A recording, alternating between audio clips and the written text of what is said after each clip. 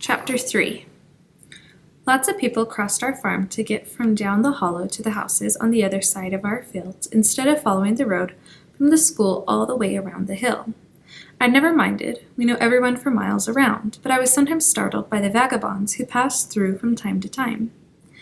In those days, not so very long after the Great Depression, there were people who had taken up wandering and didn't know how to stop. Cut loose from their roots and their people, never stopping anywhere for very long. And then there were those who had come from the first big war so shaken, so silent, that they didn't seem to know who they were any longer or where they belonged. One of them, a man named Toby, had stayed. He wasn't like the others. He didn't ask for food or money. He didn't ask for anything at all. But instead of drifting through on his way to somewhere else like the others, he circled the hills endlessly. And I confess that I had been nervous about him in the beginning. But that's before I had come to know him. I looked for him as I walked home that day, scanning the field that wrapped itself around the long, low hill like a nubby shawl. I often saw him away in the distance as I made my way to school and home again. He liked to stand at the edge of the woods, still as a tree, or on the very top of the hill, clear against the sky. We didn't know where Toby had come from or much about him, except that he had been a foot soldier fighting the Germans in France. Decades earlier, that much we'd heard in passing at church, at the market, and took it to be true. His left hand, terribly scarred, seemed to confirm the story, but nobody knew for sure where he came from, except that he might have stopped in these hills because they reminded him of home. Or maybe they were simply like a place where he'd always wanted to be. A lot of people worried about Toby as he walked the woods and valleys in his long black oilcloth coat and his black boots, long black hair and beard, and always 3 long guns slung across his back. They didn't know what to make of this largely silent man who never seemed to stop walking, morning to night, his head down, plodding along, neither faster nor slower than the day before.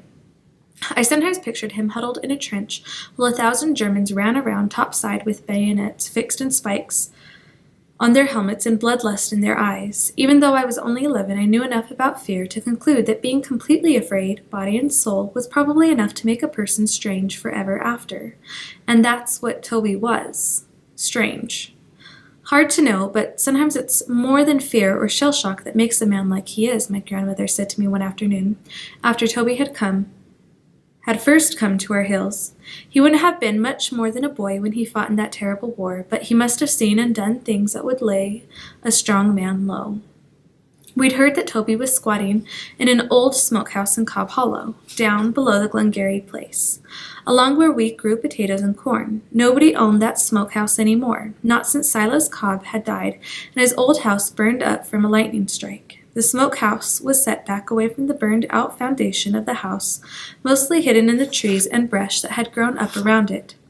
It was a snug little place made of stone and wood with a metal roof. I'd come across it once when one of our cows went missing, and we all scattered through the woods to bring her home. I knew better than to go inside the old shacks beyond the border of our farm. Some of them built up around oil well pumps, some of them for curing meat, some for fowl, all of them apt to attract snakes. But I'd explored the old smokehouse before Toby took it for his own. Except for the smell of meat and smoke that was still strong inside, it seemed a nice enough place for a man like Toby to live. And the old well at the nearby Cobb place, though nothing more now than a hole in the earth like the Cobb house itself, still meant water worth drinking when the nearby creek froze up. I could imagine Toby warm inside the smokehouse, a fire in the spot where fires had once burned steadily.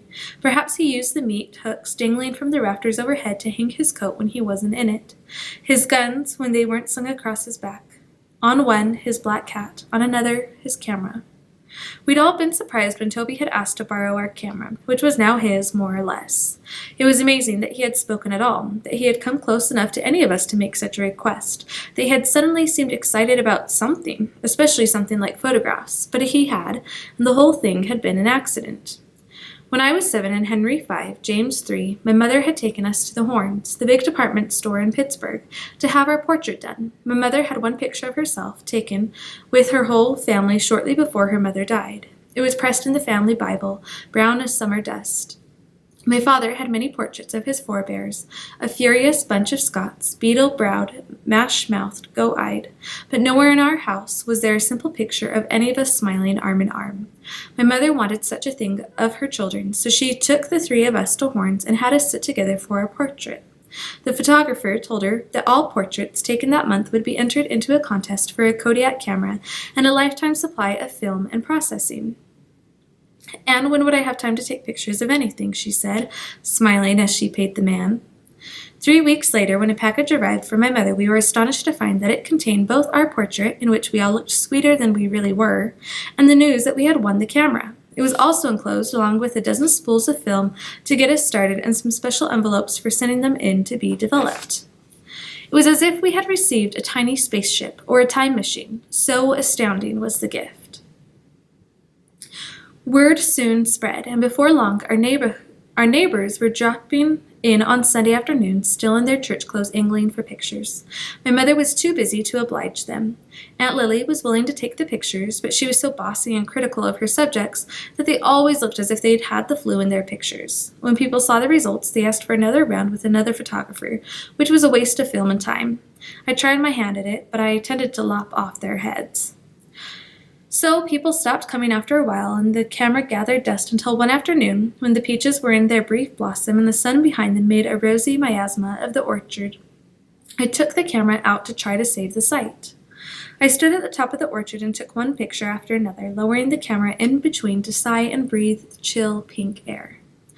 At some point, I became aware of Toby standing off to one side near the outermost trees, watching me.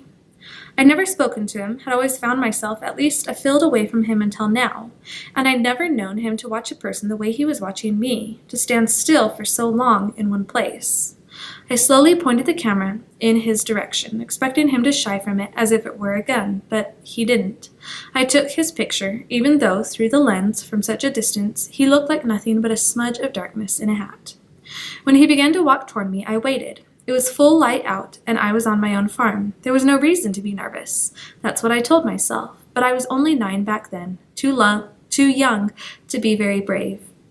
Toby was a tall man who never smiled, seldom spoke, had those terrible scars on his hand, and those guns. I could hear someone hammering something in the distance, probably my father fixing siding on the barn. The sound kept me where I was as Toby walked up to me. When he was a dozen feet away, I became aware of the smoke and meat smell coming off him. Mixed with his own scent, it wasn't entirely unpleasant, but it was overlaid with the stink of kerosene from his lamp. Whenever the dogs got near him, they'd shake their heads and sneeze. He looked at the camera and then at me. "Is that yours?" he said. "My mother's." I thought about it, and mine. It was, after all, my picture that had won the camera, mine and James and Henry's. Toby hitched his gun belt higher on his shoulder.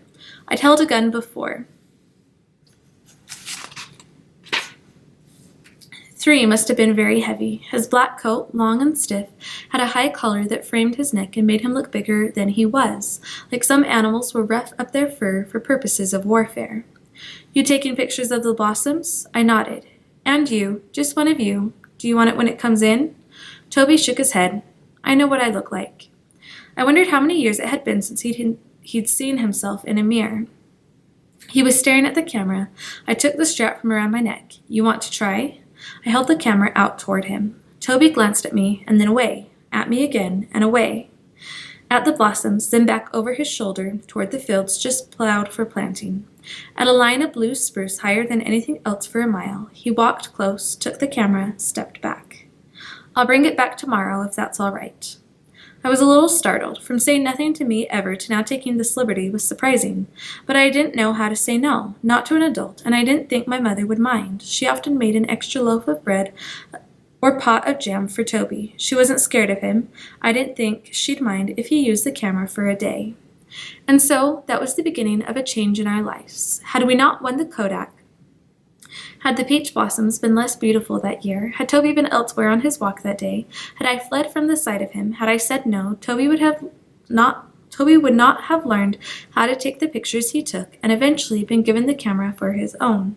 Nor would I have come to know him as I did, and he, me. We would have been spared some trouble if we had not crossed paths that day. but it's important to look at how everything ended and not just what happened along the way.